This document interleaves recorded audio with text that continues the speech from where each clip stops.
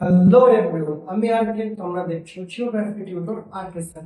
তো আজকে আমার আলোচনা করার বিষয় হলো নবম শ্রেণীর তৃতীয় অধ্যায় পৃথিবীর কোন স্থানের অবস্থান নির্ণয়ে চ্যাপ্টার হচ্ছে ভূজালক, মহাবৃত্ত এবং প্রতিবাদ স্থান। এই তিনটি বিষয় নিয়ে আজকে আলোচনা করব, ঠিক আছে?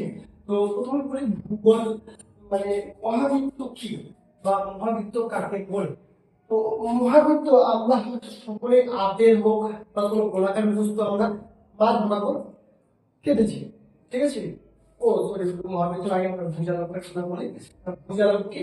ভূজালক হলো ভূগোলের অপরে পূর্ব পশ্চিমে বিস্তৃত অক্ষরেখা এবং উত্তর দক্ষিণের বিস্তৃত দ্রাঘিমারেখা পরস্পরকে ছেদ করে যে বর্গাকার পথ বা জালের মতো নকশা তৈরি করেছে তাকে বলা হয় ভূজালক। এই দেখো, আমাদের পশ্চিমে বিস্তৃত, পূর্ব পশ্চিম বিস্তৃত অক্ষরেখা বা দ্রাঘিমারেখা, আর উত্তর দক্ষিণে বিস্তৃত আমাদের হচ্ছে কি, উত্তর দক্ষিণে বিস্তৃত হচ্ছে আমাদের দ্রাঘিমারেখা। এই যে এরা এদেরকে করার পরে একটা কি খোপ খোপ করে হয়েছে না, যেমন তোমরা অঙ্কে গ্রাফ করেছো সেই রকমই হয়েছে না, তাহলে সেটাই হলো হচ্ছে জানো।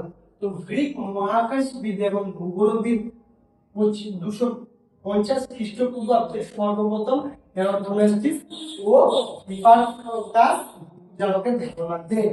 তার প্রথমে ভূজালকের ধারণা দেন। আরো ধরে নাও নিরক্ষীয় রেখা, মূল রেখা, তারপরে আবার অন্যান্য অক্ষরেখা গেল, হ্যাঁ অন্যান্য অক্ষরেখা হলো, তারপর অন্যান্য দ্রাঘিমা রেখা হওয়ার পরে যে দেখো এক ধরনের আমাদের গোল গোল, মানে কক্ষ গোল হচ্ছে বর্গাকার কক্ষ। তো এই যে গোটা বিশ্বে এরকম করে কল্পনা করা হয়েছে, এগুলোকে বলা হয় ভূজালক। আর ভূজালকের মাধ্যমে আমরা কিন্তু অবস্থান নির্ণয়টা ঠিক করতে পারি। আমাদের অবস্থান নির্ণয়ের ক্ষেত্রে দ্রাঘিমার মান এবং অক্ষাংশ মান দুটোই প্রয়োজন। যেমন আমাদের হচ্ছে ধরে নাও আমাদের কলকাতার দ্রাঘিমার মান হচ্ছে, দ্রাঘিমা হচ্ছে 88°30' পূর্ব, হ্যাঁ, আর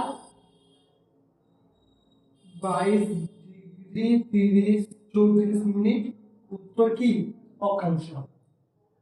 আমরা এই উত্তর অক্ষাংশ, এটা আমরা এটা খুব সহজে এখানে বের করে নিব। ধরে নিব এই এটা যদি 22°34' উত্তর অক্ষাংশ হয়, আর এটাকে যদি আমরা পূর্ব 88.30 পূর্ব হয়, তাহলে আমার কলকাতা স্থানে দুটোরই মান প্রয়োজন আমাকে কোনো অবস্থান, কোনো জায়গার অবস্থান নির্ণয় বার করার জন্য।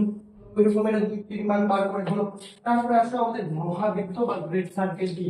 তো তোমরা হয়তো জীবনে কোনোদিন আপেল বা কোনো গোলাকার বস্তুকে মাঝ বরাবর কেটেছো, মাঝ বরাবর কাটার পরে দেখবে যে একটা মাঝে যে তলটাতে সেটা কি একটা বৃত্ত তৈরি হয়েছে, সেই বৃত্তটাই হলো মহাবৃত্ত বা গ্রেট সার্কেল। তাহলে আমরা এখানে কি বলেছি? আমরা এখানে বলেছি আমাদের পৃথিবীতে তার কেন্দ্রবিন্দু দিয়ে যদি একটি কাল্পনিক সমতল বা পাত বরাবর সমান দুটি অংশ কেটে ফেলা হয়, তবে ওই গোলকের উপরে যে বৃত্তটি তৈরি হয় সেটি হলো মহাবৃত্ত। তাহলে আমরা ধরলাম আমাদের পৃথিবীকে গোল কি অনুবন্ধ রেখা দিয়ে ভাগ করলাম, আবার নিরক্ষীয় রেখা দিয়ে উত্তর গোলার্ধ, পশ্চিম গোলার্ধ একটা ভাগ করলাম।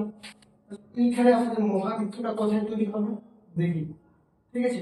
আমি প্রথমেই বলি যে মূল মধ্য রেখায় যদি আমরা করি, শুধু মূল মধ্য রেখা দিয়ে আমাদের কিন্তু মহাবৃত্ত হয় না, কেননা আমরা জানি যে মূল মধ্য রেখা অর্ধবৃত্ত এবং তার বিপরীতে যে 180° রেখা আছে তাকে যোগ করে আমাদের মহাবৃত্ত হবে। তাহলে ধরে নাও আমরা নিরক্ষীয় রেখা দিয়ে প্রথমে করি, ঠিক আছে? এটা আমাদের পৃথিবী, রেখা বরাবর আমরা কেটে দিলাম, কেটে আলাদা করে দিলাম, এটা কেন্দ্র। এই যে বৃত্তটা, এই বৃত্তটা এটা আমাদের কি দক্ষিণ গোলার্ধ, এটা আমাদের উত্তর গোলার্ধ। এই যে বৃত্তটা যেটা তৈরি করলো সেটা হলো আমাদের গ্রেট সার্কেল। আবার এটার ক্ষেত্রে যদি আমরা আবার মূল রেখা বা দ্রাঘিমারেখাকে যুক্ত করে দিই, তাহলে আমাদের কিভাবে হবে? এইভাবে করবো।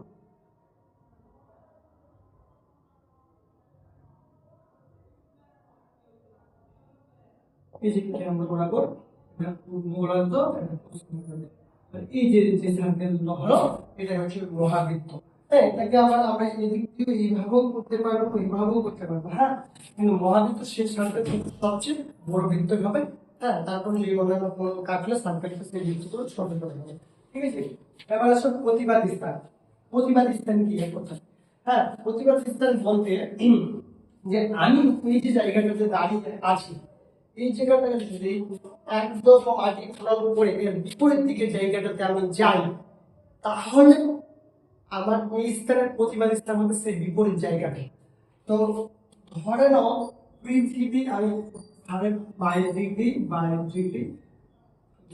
ডিগ্রি 30 34 মিনিট আমাদের উত্তর হচ্ছে, আমাদের হচ্ছে কলকাতার স্থান। সেটা এই কলকাতাকে কেন্দ্রকে ভেদ করে উত্তর দিকে যদি 22 ডিগ্রি, এটা একই মানে আসবে 22 ডিগ্রি 34 মিনিট, 22 ডিগ্রি 34 মিনিট দক্ষিণ অক্ষাংশে আসবে।